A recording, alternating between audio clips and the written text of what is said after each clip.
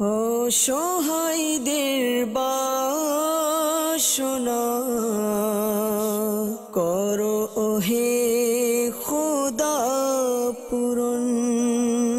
অসহায়দের বাসনা করো ওহে খোদা পূরণ। আলহামদুলিল্লাহি রাব্বিল আলামিন, সালাতু ওয়াসসালামু আলা সাইয়্যিদিল মুরসালিন, আম্মা বা'দ, ফাআউযু বিল্লাহি মিনাশ শাইতানির রাজীম, বিসমিল্লাহির রহমানির রহিম। আসসালাতু ওয়াসসালামু আলাইকা ইয়া রাসূলুল্লাহ ওয়া আলা আলিকা ওয়া আসহাবিকা ইয়া হাবিবাল্লাহ। সালাতু ওয়াসসালামু আলাইকা ইয়া নবিয়াল্লাহ ওয়া আলা আলিকা ওয়া আসহাবিকা ইয়া নূরাল্লাহ। দুরূদ পাকের অগণিত ফজিলত এবং বারাকাত রয়েছে। রাসূল করিম রউফুর রহিম হুজুরুল নূর সাল্লাল্লাহু তাআলা আলাইহি ওয়াসাল্লাম ইরশাদ করেছেন, যা তাবারানী শরীফের মধ্যে রয়েছে, যে ব্যক্তি আমার উপর দুরূদ শরীফ পাঠ করা ভুলে গেল, সে জান্নাতের রাস্তা ভুলে গেল। আমরা বেশি বেশি দুরূদ শরীফ পাঠ করব, যাতে করে আমরা জান্নাতে যেতে পারি। রাসূল করিম সাল্লাল্লাহু আলাইহি সাল্লামের সুপারিশ নসিব হয় আমাদের। আল্লাহ তাআলা আমাদেরকে বেশি থেকে বেশি পরিমাণ দুরূদ পাক পাঠ করার তৌফিক দান করুন, আমিন। সাল্লু আলাল হাবিব সাল্লাল্লাহু তাআলা আলা মুহাম্মদ সাল্লাল্লাহু তাআলা আলাইহি ওয়া আলিহি ওয়াসাল্লাম। সালাতু ওয়া সালামুন আলাইকা ইয়া সাইয়্যিদি ইয়া রাসূলুল্লাহ সাল্লাল্লাহু আলাইহি ওয়া আলিহি ওয়াসাল্লাম। মাদানী চ্যানেলের দর্শকবৃন্দ, আরো একবার অনুষ্ঠান রুহানি চিকিৎসার মধ্যে উপস্থিত হয়েছি। অনুষ্ঠানের মধ্যে আপনাদের পাঠানো ফোন কলস, এসএমএস এর জবাব, কোরআনে পাক থেকে, আহাদিসে মুবারাকা থেকে, বুজুর্গানে দ্বীন রাহিমাহুমুল্লাহ তাআলা এনাদের বাণীসমূহ থেকে, এবং 15 শতাব্দীর মহান ইলমি এবং রুহানি ব্যক্তিত্ব কিবলা শেখ তরিকাত আমির আহলে সুন্নাত হযরত আল্লামা মাওলানা আবু বিলাল মুহাম্মদ ইলিয়াস আত্তার কাদেরী রাজবি দামাত বরকাতুহু আলিয়ার পক্ষ থেকে আসা রুহানি চিকিৎসা ঔরাদ আত্তারিয়া ওজিফা সমূহ দেওয়ার চেষ্টা করব ইনশাআল্লাহ আযজা ওয়াজাল।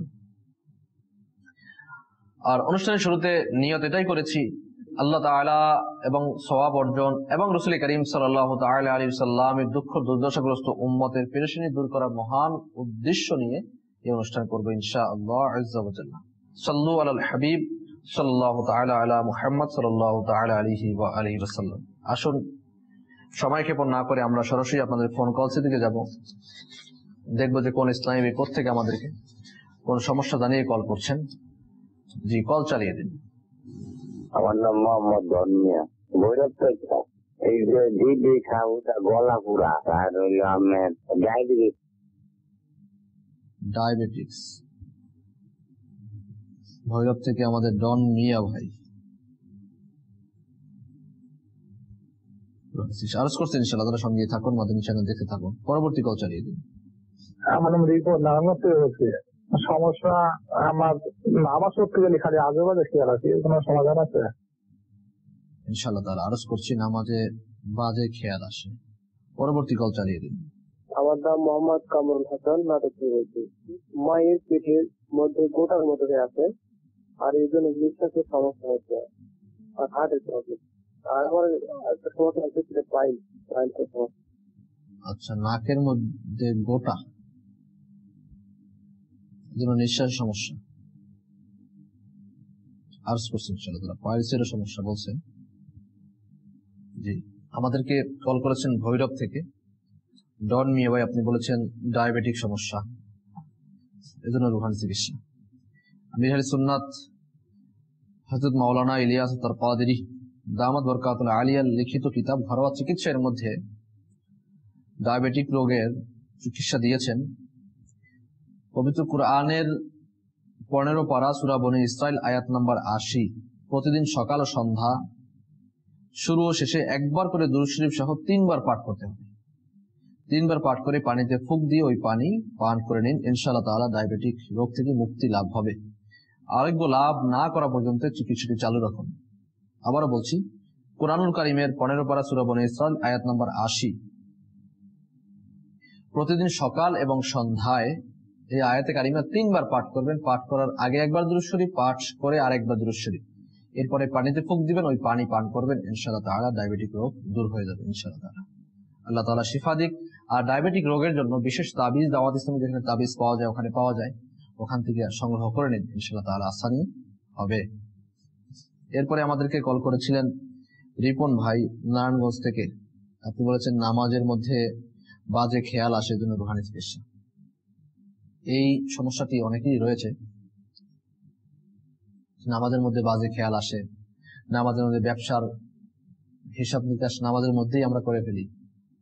আমরা নামাজের মধ্যে প্ল্যানিং করি, কখন কি করব না করব, আগামী দিন কি করব, পরের দিন কি করব, কোথায় যাব না যাব, কাকে মারবো, কাকে কি করব, কার টাকা আত্মসাৎ করব, কি করব না করব, সবকিছু নামাজের মধ্যে খেয়াল অনেকের হয়ে যায়। বাজে খেয়াল এক কথায় বলতে গেলে যে আজে বাজে খেয়াল চলে আসে নামাজের মধ্যে। এ থেকে বাঁচার উপায় তো অবশ্যই রয়েছে, কিছু মাদানী ফুলও রয়েছে। যখন নামাজ আদায় করবেন, ইসলামী ভাইয়েরা যখন নামাজ আদায় করবেন, তখন নাভির নিচে হাত যে আমরা বাঁধি, তো হাত একটু শক্ত করে বাঁধবো। ইনশাআল্লাহ তাআলা শয়তানের ওয়াসওয়াসা থেকে আমরা বাঁচতে পারবো। আর যখন সূরা কিরাত পাঠ করা হয়, মনে রাখবেন যখনই কিরাত করা হয়, কিরাতের অর্থ সহ এগুলো আমাদের জানা উচিত। তো অর্থ যদি আমরা জানি, তাহলে ইনশাআল্লাহ তাআলা অর্থের প্রতি খেয়াল দিলে আর এই সমস্যা হবে না। এখন আমরা অর্থই জানি না, যা পড়ছি অথবা যা শুনছি, ইমাম সাহেব থেকে যা শুনছি, নিজে যা পাঠ করছি, এর অর্থ আমরা জানি না আদৌ। এজন্য আমাদের খেয়াল এদিক সেদিক চলে যায়। কোরআনের আযাবের আয়াত চলে আসে, তখন আমরা এগুলো কিছু মনে করি না, এখানে কি পড়ছে কি হচ্ছে কিছু বুঝতেছি না। আবার জান্নাতে আলোচনা হলে তখন খুশি হওয়ার কথা, আনন্দিত হওয়ার কথা, কিন্তু আমরা জানি না কি আয়াত হচ্ছে, কি পাঠ করছে, ভয়ভীতির আয়াত, এগুলো আমরা জানি না। এজন্য যে যখনই আমরা আয়াতে কারিমা পাঠ করব, কোরআন কারীম পাঠ করব, অর্থ সহ বুঝে পাঠ করলে ইনশাআল্লাহ তাআলা নামাজের ধ্যান অন্যদিকে যাবে না, এদিকে যাবে। দ্বিতীয়ত হচ্ছে, যদি অর্থ অনেকেই আমরা জানি না, আর শেখার মন মানসিকতা অনেকের কম রয়েছে, শেখা সবারই উচিত, তো তাদের জন্য হচ্ছে ইমাম সাহেব যা কিছু বলবেন তার দিকে মনোনিবেশ করা, অথবা নিজে যা পড়ছি তার দিকে মনোনিবেশ করা। ইনশাআল্লাহ তাআলা এভাবে করলে আপনার নামাজের দিকে ধ্যান থাকবে। আর সবচেয়ে বড় কথা হচ্ছে, ইমাম গাজ্জালী রাহমাতুল্লাহ আলাইহি তিনি ইরশাদ ফরমান যে নামাজের মধ্যে বান্দার মিরাজ হয়ে থাকে, আল্লাহ তাআলার দিদার হয়ে থাকে। এজন্য নামাজে যখনই আমরা দাঁড়াবো, তখন মনে করব যে আমি আল্লাহ তাআলাকে দেখছি, কমসে কম আমি যেহেতু দেখতে পাচ্ছি না, এরকম নামাজ আমার হচ্ছে না, এতটুকু তো দিলের মধ্যে রাখি যে আল্লাহ তাআলা আমাকে দেখছেন। তো যখন দিলের মধ্যে এই জিনিস থাকবে যে আল্লাহ তাআলা আমাকে দেখছেন, তখন খুশু এবং খুজু অর্থাৎ বিনয়তা, বিনম্রতা সহকারে নামাজ আদায় করতে পারবো। আপনি ফর এক্সাম্পল কোনো অফিসে যাবেন ইন্টারভিউ দেওয়ার জন্য, তখন যা প্রশ্ন করা হবে তখন তার দিকে লক্ষ্য রাখবেন, এবং অথবা আপনি যদি কোথাও ইন্টারভিউ লাইনে দাঁড়িয়ে আছেন, তখন আপনি খুব ফিটফাট হয়ে দাঁড়াবেন, যাতে করে আপনাকে দেখেই তাদের পছন্দ হয়ে যায়। মনে করবেন যে আমার কোনো কিছু সমস্যা তো হচ্ছে না, আর জামা কাপড় তো ময়লা নেই, অথবা জুতাটা তো ঠিক আছে, সকল কিছু আমরা দেখে শুনে তারপরে দাঁড়াই। কিন্তু আল্লাহ তাআলা দরবারে দাঁড়ালে অনেক সময় দেখা যায় কেউ অজু করে আসছে, হাতা কাছানো, তো হাতা বটা, সেই অবস্থায় নামাজে দাঁড়িয়ে গেছে, প্যান্ট উপরের দিকে মোড়ানো, সেই অবস্থায় নামাজে দাঁড়িয়ে গেছে। আল্লাহ তাআলা আমাকে দেখছেন, নামাজে দাঁড়াচ্ছি, আর আমি সবচেয়ে নোংরা কাপড়টা, সবচেয়ে যে কাপড়টা পরে আমি বিভিন্ন কাজকর্ম করি, ঘামে ময়লা হয়ে গিয়েছে, দুর্গন্ধ হয়ে গিয়েছে, ওই কাপড়টা নিয়ে আমি আল্লাহ তাআলার সামনে দাঁড়িয়ে যাই। কিন্তু বুজুর্গদের দিন রাহিমাহুল্লাহ তাআলা এনাদের অভ্যাস ছিল যে নামাজের জন্য তারা আলাদা কাপড় সঙ্গে রাখতেন। যখন নামাজ আদায় করতেন তখন সমস্ত শরীরে কাপড় পরিবর্তন করে তারপর নতুন কাপড় পরিধান করে নামাজ আদায় করতেন। এভাবে আমরা কয়জনে করি? তো তাদের নামাজ আর আমাদের নামাজ, এজন্য আমাদের নামাজ এদিক সেদিক বেখেয়াল হয়ে যায়। তো নামাজের জন্য বিশেষভাবে আমাদের তৈয়ারি করা উচিত।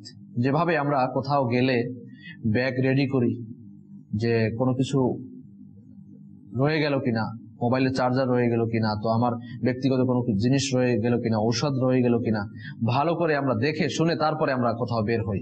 এভাবে করে নামাজ পড়তে আমরা যখনই যাব তখন নিজেকে আয়নার সামনে দাঁড় করিয়ে দেখি যে আমার পোশাক পরিচ্ছদ ঠিক আছে কিনা, আমার শরীর পাক আছে কিনা। তো এভাবে সবকিছু দেখে শুনে তারপর আমরা নামাজ আদায় করি।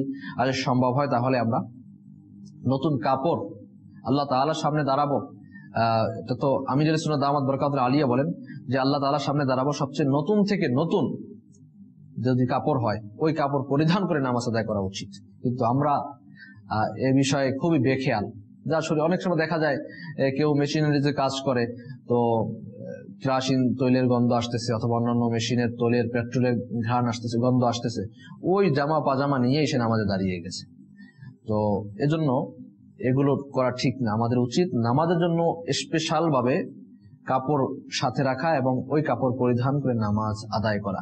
এজন্য আমাদের উচিত নামাজে যখন দাঁড়াবো তখন বিনয়ের সাথে দাঁড়াবো এবং তৈয়ারির সাথে দাঁড়াবো, নিজেকে তৈরি করবো যে আমি নামাজে যাচ্ছি, উত্তম কাজে যাচ্ছি, আল্লাহ তাআলার ইবাদত পালন করার জন্য যাচ্ছি। ইনশাআল্লাহ তাআলা দেখবেন নামাজের মধ্যে দিল লাগবে। আমরা নামাজকে যদি প্রায়োরিটি দেই সকল কাজ থেকে, যে সকল কাজ পরে নামাজ আগে, ইনশাআল্লাহ তাআলা আমাদের নামাজের মন বসবে ইনশাআল্লাহ তাআলা। আর ওজিফা রুহানি চিকিৎসা আরজ করছি, শ্রবণ করে নিন বেশি বেশি করে। লা হাওলা ওয়ালা কুওয়াতা ইল্লা বিল্লাহিল আলিয়্যিল আযীম, লা হাওলা ওয়ালা কুওয়াতা ইল্লা বিল্লাহিল আলিয়্যিল আযীম, লা হাওলা ওয়ালা কুওয়াতা ইল্লা বিল্লাহিল আলিয়্যিল আযীম পাঠ করুন, ইনশাআল্লাহ তাআলা নামাজের মধ্যে মন বসবে ইনশাআল্লাহ তাআলা। সাল্লু আলাল হাবিব সাল্লাল্লাহু তাআলা আলা মুহাম্মদ সাল্লাল্লাহু তাআলা আলাইহি ওয়া আলিহি ওয়াসাল্লাম। আমাদেরকে কামরুল হাসান ভাই মাধবপুর থেকে বলেছেন যে নাকের মধ্যে গোটা হয়েছে, এজন্য নিঃশ্বাস নিতে সমস্যা এবং পাইলসের সমস্যা রয়েছে। নাকের মধ্যে গোটা হওয়ার জন্য রুহানি চিকিৎসা হচ্ছে। আমি আহলে সুন্নাত দামাত বরকাতুল আলিয়া তার লিখিত কিতাব মাদানী পাঞ্জে সূরা এর মধ্যে উল্লেখ করেছেন যে সূরা আসর এর 2 নম্বর আয়াত, ইন্নাল ইনসানা লাফি খুসর, এই আয়াত শরীফ 100 বার পাঠ করতে হবে, সূরা এবং সেই দুরূদ শরীফ সহ পাঠ করে আপনি 92 দিন পর্যন্ত এই আমলটি করতে হবে। 100 বার পাঠ করে পানিতে ফুঁক দিয়ে রাতে এই পানি পান করতে হবে, অর্থাৎ আপনি রাতে ঘুমাতে যাওয়ার পূর্বে এই আমলটি করবেন।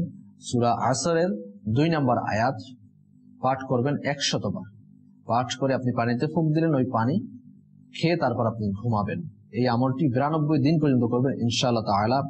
আশা করি আপনার এই নাকের পাইলস দূর হয়ে যাবে, এই নাকের গোটা দূর হয়ে যাবে, নাকের মাংস বাড়া সাইনোসাইটিস যাদের রয়েছে তা দূর হয়ে যাবে।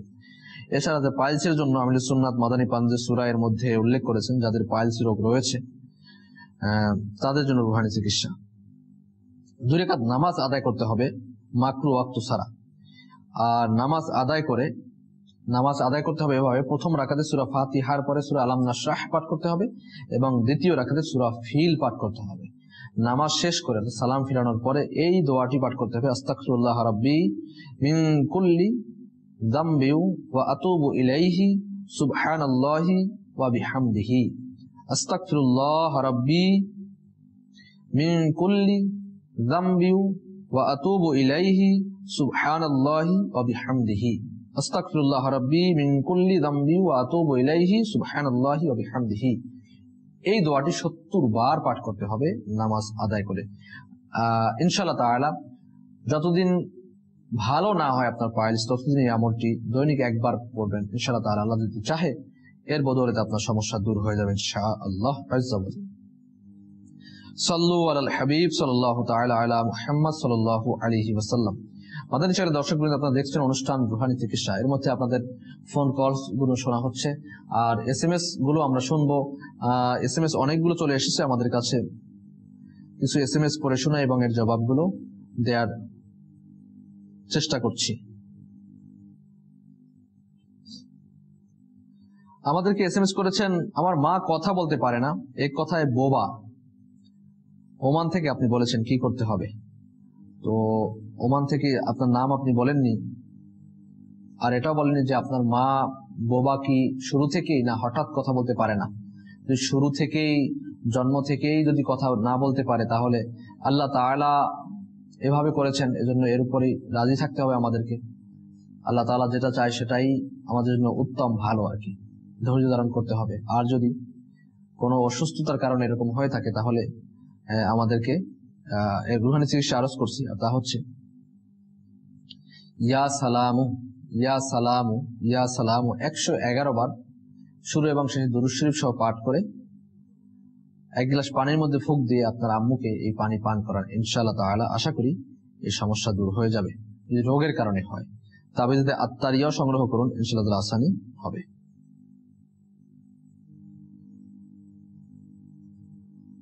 এরপরে আমাদের SMS করেছেন সিজান ভাই, আপনি বলেছেন যে বাড়ি হচ্ছে চর তলা, আমার সমস্যা হলো ঘুমোতে পারি না, তার জন্য রুহানি চিকিৎসা। ঘুমাতে কেন পারছেন না, ঘুম কেন আসছে না, তার দিকে একটু লক্ষ্য রাখুন আর রুহানি চিকিৎসা শ্রবণ করুন। লা ইলাহা ইল্লাল্লাহু, আল্লাহ তাআলার এই জিকির 18 বার পাঠ করুন ঘুমানোর পূর্বে, সূরা এবং শেষে দুরূদ শরীফ সহ পাঠ করুন। ইনশাআল্লাহ তাআলা আশা করি আপনার ঘুম চলে আসবে। ঘুমানোর আগে আপনি ওযু সহকারে ঘুমান, মিসওয়াক করে ঘুমান, সুন্নাত মোতাবেক ঘুমান, আর ঘুমের পরিবেশ তৈরি করুন, অর্থাৎ ঘরের মধ্যে লাইট বন্ধ করা, কোনো শব্দ না হওয়া। ইনশাআল্লাহ তাআলা এভাবে যদি করেন তাহলে আশা করি ঘুম অতি তাড়াতাড়ি চলে আসবে। দুরূদ শরীফ বেশি বেশি পড়তে থাকুন, দুরূদ শরীফ পড়ার মাধ্যমেও ঘুম চলে আসবে ইনশাআল্লাহ আযজা ওয়া জাল্লা। কালাম ভাই আমাদেরকে SMS করেছেন রাজশাহী থেকে, আপনি বলেছেন যে আমার কোনো চাকরি হয় না, আমি কি রুহানি আমল করব? আল্লাহ তাআলা আপনাকে হালাল রোজগারের ব্যবস্থা করে দিক। রুহানি চিকিৎসা শ্রবণ করুন কালাম ভাই। আর তা হচ্ছে 2 রাকাত নামাজ মাকরু ওয়াক্ত ছাড়া আদায় করুন, নফল নামাজ আদায় করার পরে ইয়া লতিফু ইয়া লতিফু ইয়া লতিফু 182 বার পাঠ করুন। ইয়া লতিফু 182 বার পাঠ করে আল্লাহ তাআলার নিকট দোয়া করুন। ইনশাআল্লাহ তাআলা আশা করি আপনার ভালো একটা চাকরি আপনি পেয়ে যাবেন। আল্লাহ তাআলা আপনাকে হালাল রোজগারের কোন ব্যবস্থা করে দিবেন ইনশাআল্লাহ তাআলা। সাল্লু আলাল হাবিব সাল্লাল্লাহু তাআলা আলা মুহাম্মদ সাল্লাল্লাহু তাআলা আলাইহি ওয়া আলিহি ওয়া সাল্লাম। সালাতু ওয়া সালামুন আলাইকা ইয়া সাইয়্যিদি ইয়া রাসূলুল্লাহ সাল্লাল্লাহু তাআলা আলাইহি ওয়া আলিহি ওয়া সাল্লাম। SMS করেছেন আসসালামু আলাইকুম। ওয়া আলাইকুম আসসালাম ওয়া রাহমাতুল্লাহি ওয়া বারাকাতুহু। আমার একটা প্রবলেম আছে, আমি দূরে কোথাও গেলে আমার শ্বাসকষ্ট হয়, মনে পড়লে আমার এই সমস্যা হয়। আচ্ছা, আমার এই রোগের সমাধান আছে কি? দেখুন, আল্লাহ তাআলা যদি কোনো রোগ দিয়ে থাকেন এর সমাধানও রেখেছেন।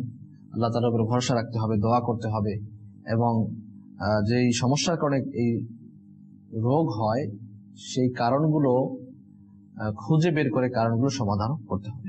আল্লাহ তাআলা আপনাকে শিফায়ে আজিলা কামিলা নাফিআ দান করুন। আপনি দৈনিক আল্লাহ তাআলার সিফাতি নাম ইয়া মুমিনু ইয়া মুমিনু ইয়া মুমিনু 115 বার পাঠ করুন। পাঠ করে নিজের উপর ফুঁক দিন, ইনশাআল্লাহ তাআলা আসানি হবে ইনশাআল্লাহ তাআলা। সাভার থেকে ইসলামী বোন আমাদেরকে SMS করেছেন, আপনি বলেছেন আমার নানুর পিঠ জ্বালা পোড়া করে এবং আমার দাঁত ক্ষয় হয়ে যাচ্ছে, তাই রুহানি চিকিৎসা চাই। আল্লাহ তাআলা আপনার নানুকেও শিফা দিক, আপনাকেও শিফা দিক, দোয়া করি। আপনার নানুর জন্য রুহানি চিকিৎসা হচ্ছে,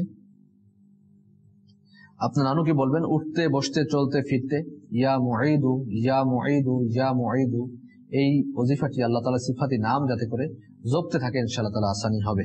ইসলামী বোন কুমিল্লা থেকে আমাদেরকে SMS করেছেন, আপনি বলেছেন আমার বয়স 19, আমার সারা পিঠে অনেক ব্রণ, আমি এর জন্য রুহানি চিকিৎসা অনুরোধ করছি এবং দোয়া কামনা করছি। আল্লাহ তাআলা আপনাকে শিফায়ে আজিলা কামিলা নাফিআ দান করুক, দোয়া করি আপনার জন্য। রুহানি চিকিৎসা শ্রবণ করে নিন। আপনি ঘরে আপনার ভাই অথবা বাবা অথবা মা অথবা বোন যারা মাহরিম রয়েছে তাদের থেকে আল্লাহ তাআলার সিফাতি নাম ইয়া রকিবু ইয়া রকিবু ইয়া রকিবু 100 বার পাঠ করবে, শুরু এবং শেষে দুরূদ শরীফ সহ পাঠ করে আপনার পিঠে ফুঁক দিবে, ইনশাআল্লাহ তাআলা আসানি হবে। এবং আপনি ইয়া সালামু উঠতে বসতে চলতে ফিরতে পাঠ করতে থাকুন, ইনশাআল্লাহ তাআলা আল্লাহ চাহে তো আসানি হবে ইনশাআল্লাহ তাআলা। আমাদেরকে নারায়ণগঞ্জ থেকে SMS করেছেন, আপনি বলেছেন আমার সমস্যা হচ্ছে আমি শুধু ঋণের মাঝে থাকি এবং আমি এমন হতে চাই যে আমি নিজে ধনী হতে চাই এবং আমার আশেপাশে গরিবদেরকেও এতিমদেরকে সাহায্য করতে চাই, কি আমল করলে আমি এমন হতে পারবো? আচ্ছা, এবং আপনি আরো বলেছেন যে আপনার পরিচয় তো গোপন রাখা হয়, পরিচয় তো বলেনই না, গোপন কি রাখবো, শুধু SMS করেছেন। যাই হোক, আল্লাহ তাআলা আপনার ঋণ পরিশোধ করা তৌফিক দিয়ে দিক এবং আপনার এই উত্তম আমল অর্থাৎ গরিবদেরকে সহযোগিতা, এতিমদেরকে সাহায্য করা, এটা খুবই উত্তম আমল, আল্লাহ তাআলা পছন্দনীয় আমল। আল্লাহ তাআলা আপনার এই নেক নিয়তকে পূরণ করে দিক, দোয়া করি আপনার জন্য, আল্লাহ তাআলা আসানি করুক। ঋণ পরিশোধের জন্য রুহানি চিকিৎসা শ্রবণ করে নিন। 11 বার করে এই দোয়াটি পাঠ করতে হবে। দোয়াটি হচ্ছে আল্লাহুম্মা কফিনি বিহালালিকা আন হারামিকা ওয়া আগনিনি বিফাদলিকা আম্মান সিওয়াক। আমি আবারও বলছি, আল্লাহুম্মা কফিনি বিহালালিকা আন হারামিকা ওয়া আগনিনি বিফাদলিকা আম্মান সিওয়াক।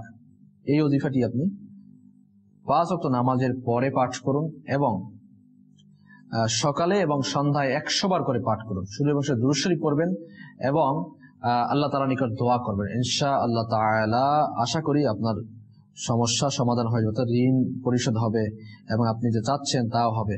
আর ধনী হওয়ার জন্য, মালদার হওয়ার জন্য ইয়া মালিকু ইয়া মালিকু ইয়া মালিকু দৈনিক 90 বার পাঠ করুন, ইনশাআল্লাহ তাআলা আসানি হবে। সাল্লু আলাল হাবিব সাল্লাল্লাহু তাআলা আলা মুহাম্মদ সাল্লাল্লাহু তাআলা আলাইহি ওয়া আলিহি ওয়াসাল্লাম।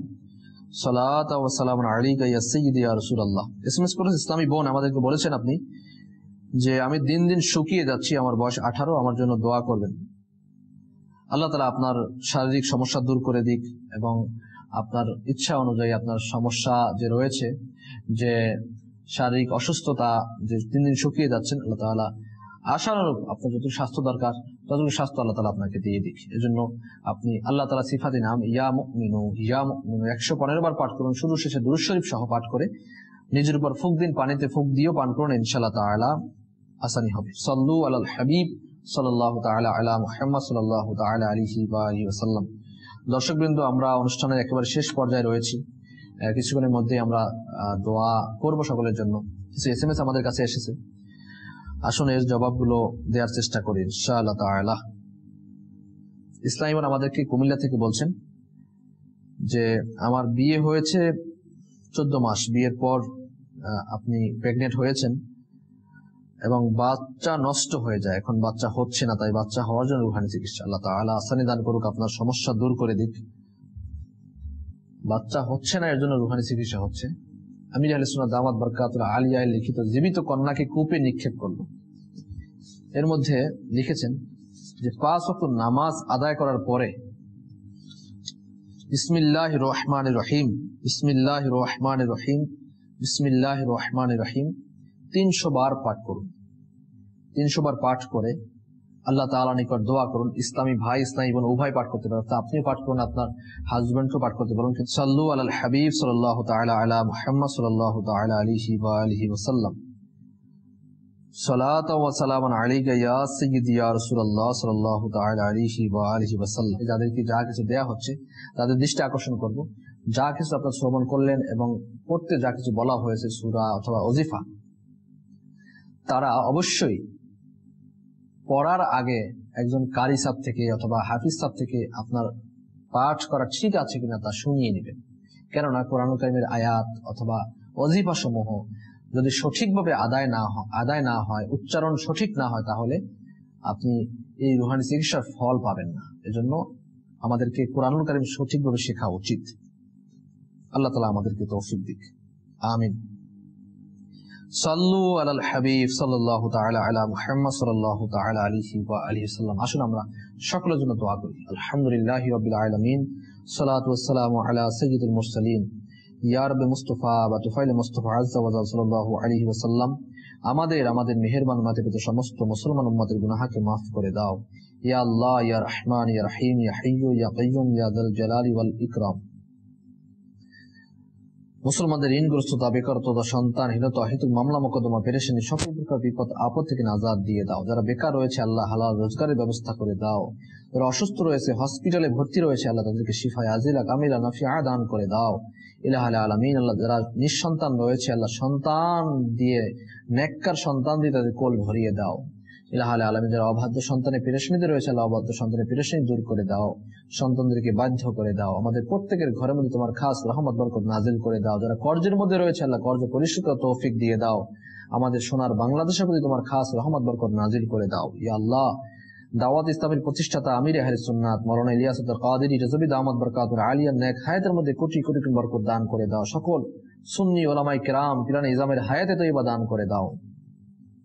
মাদানী চ্যানেলের ব্রডকাস্টার যারা রয়েছে, আল্লাহ এমসিআর, পিসিআর, ডাইরেক্টর, ক্যামেরাম্যান, খাদিমিন, মজলিস যারাই রয়েছে, আল্লাহ সকলের ইলমের মধ্যে, আমলের মধ্যে, হায়াতের মধ্যে, দৌলতের মধ্যে কোটি কোটি বরকত দান করে দাও। যারা মাদানী চ্যানেলকে দান করছেন, দাওয়াত ইসলামকে সহযোগিতা করছেন, আল্লাহ টাকা দিয়ে, পয়সা দিয়ে, বুদ্ধি দিয়ে, পরামর্শ দিয়ে সকলের দানকে, সকলের খিদমতকে তোমার দরবারে কবুল করে নাও। कहते रहते हैं दुआ के वास्ते बंदे तेरे कर दे पूरी आरज़ू हर बेकसू मजबूर की बिबरकत इन्नल्लाह व मलाइकतहु युसल्लूना अलन नबी या अय्युहल्लज़ीना आमनू सल्लु अलैहि व सल्लिमू तस्लीमा सल्लल्लाहु अला नबिय्यिल उम्मी व आलिहि सल्लल्लाहु अलैहि वसल्लम صلاة وسلام عليك يا سيدي يا رسول الله سبحان ربك رب العزة عما يصفون وسلام على المرسلين والحمد لله رب العالمين لا إله إلا الله محمد رسول الله صلى الله تعالى عليه وآله وسلم অসহায়দের বাসনা